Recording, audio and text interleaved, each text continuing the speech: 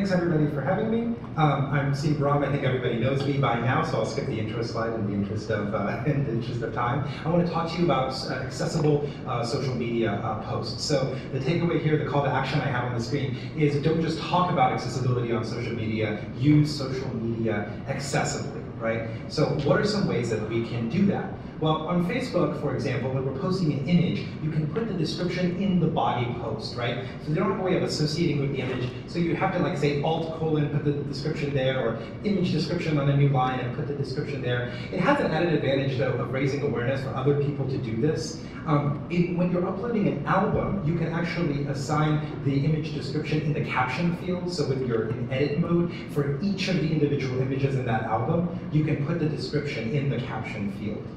Over the past 6 months, Facebook has been introducing some computer vision into their platform, so this is some pretty cool stuff. Basically what they're doing is they're auto-generating some captions. This does not get you off the hook for writing good image description. This stuff can go horribly badly, or just say, no automatic description available. But, with this image that we see on screen that I'm purposefully not describing, we get an auto-generated description of like, image may contain 2 people smiling, sunglasses, sky, outdoor, water. It's not bad in a pinch. This is the example of the best they can do. It goes downhill from here. So do not, depend on this. But I just wanted to let you know that it's a technology they're working on.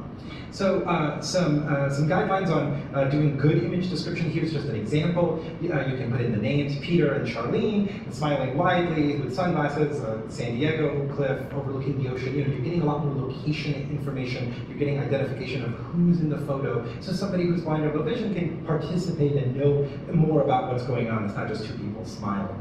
Okay? For video accessibility, when you're uploading a video, you can attach an SRT file. So those of you who are familiar with subtitles know that SRT is one of the formats you can attach.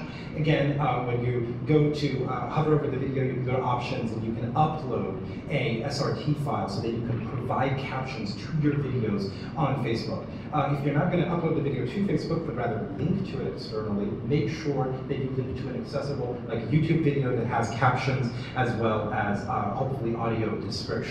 Right? Now, we talked about auto captioning for images. Facebook is also, as well as YouTube, been rolling out auto captioning for videos. Again, this can go horribly wrong. There's an entire funny Twitter called Craptions, which is captions with an R, about when captions go horribly wrong. So don't just rely on it, but Facebook gives you a cool interface, and by the way, so does YouTube, to edit the automatically generated captions that they've made for you. And this is the example of the screenshot of the editing flow for the Facebook editing screen for those captions. So make sure you do that if you're relying on that feature. For Twitter, enabling image accessibility. So I've been talking about this a lot throughout the conference. Hopefully everyone has done this by now. So you go to settings, on both iOS and Android, you go to display and sound, right? You go to accessibility, and you enable compose image descriptions, right? Because this way, when you go to compose a tweet, so like you click the tweet icon, you go to compose, you can then tap on the image on the app, for example, and you can insert an image description there. Or if you're on the web-based interface for Twitter, you can open the thumbnail view and add a description there. This is really, really helpful. Also, the really cool part about this is that you get third-party integration too. So you don't have to use the web-based interface or the Twitter app. Apps like Twitterific support this third-party image description stuff, which is really neat. Just some notes on what you can do there. You get 420 characters instead of 140, and that is per image. So you got 3 images there. You get that more than 1,000 characters of image description available to you. So 420 per image. You can add obviously that's a description per image. You cannot describe or put associated descriptions with GIFs or with videos. So make sure to link to accessible forms of that. Or especially there's another thing where you're posting screenshots of text, for example, is a really popular thing. Try not to do that because a screenshot of text is not very helpful. I have to go OCR it. It's very inconvenient. Some detailed how-tos. I'm going to be distributing these PowerPoint slides because in a format like this, I'm basically talking almost as fast as my computer does. And so essentially, these links are not for you to frantically write down right now, but for you to be able to have in the PowerPoint presentation when I tweet this out, which I will be doing, I promise. So make sure you're reaching everyone with your social media. So provide image descriptions.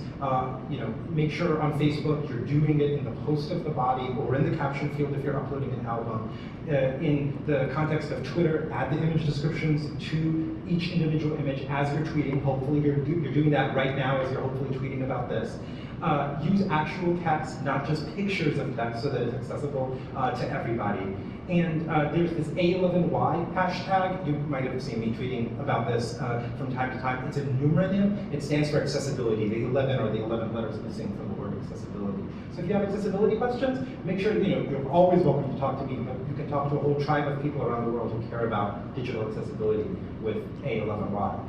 And then on social media, just my 2 cents, I feel like it's a really powerful platform for digital engagement and customer service and all of these other things. I just feel like it's especially important for persons with disabilities that may not have other communications pathways available to them. So making this stuff accessible is really, really critical, right?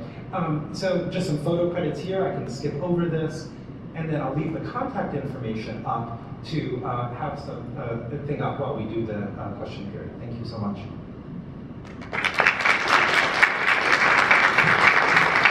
Thank you very much, Sina. So, as I told you, we'll take some questions now. We can take 2 questions if you have.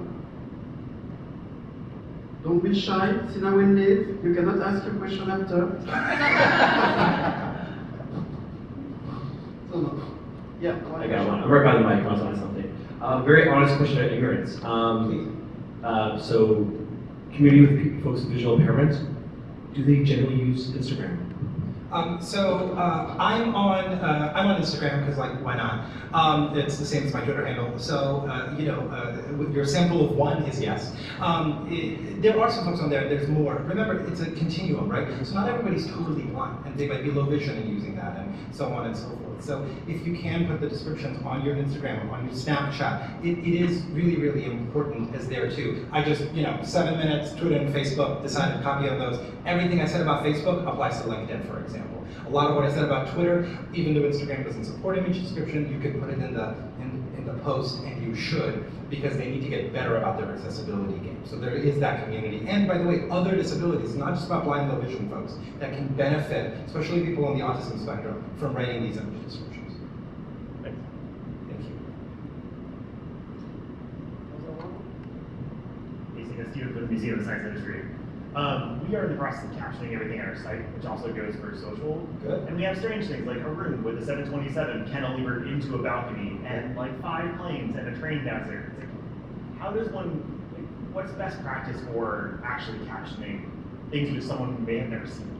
Well, it's like we can take it for granted, like we know what all what these you things just are. said is a really good start, right? So you just described it really well. And it depends on what the focus of the image is, right? So if you really want to focus on a particular aircraft or whatever the case may be, then obviously you're going to give a little bit more detail to that. I think that some internal guidelines is if you do have the space where you're not character constrained on Twitter, then you should assign a word boundary limit for yourself, 30, 40, 50 words, or for longer descriptions, 100, 150 words, and then use different characteristics of image description, which is basically a whole talk, come find me before people leave, about how to do that correctly, but concentrate on the thing that you wish someone could take away, even though they can't see what's going on. If it's the color, don't be afraid to talk about that. If it's the shape, the size, of how magnanimous something is, talk about that, but it's the idea of concentrating on those visual elements in there that conveys the gestalt of the situation, and don't be afraid to get specific as long as you want that level of specificity in the, for somebody who can see to pick up that same amount. But that's a super concise